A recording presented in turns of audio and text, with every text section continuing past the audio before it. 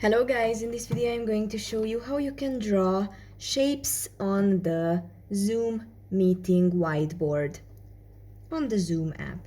So if you are on the whiteboard and you are presenting and you would like to draw some shapes, then you will have to go to the left side to the toolbar, and the third one is the shapes, and here you can see some of them, but you can tap on all shapes and you can browse here and use something.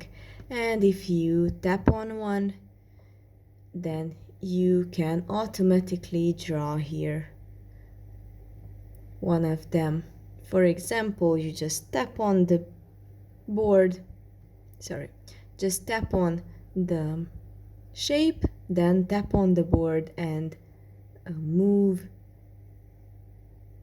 to that big size that you would like to use.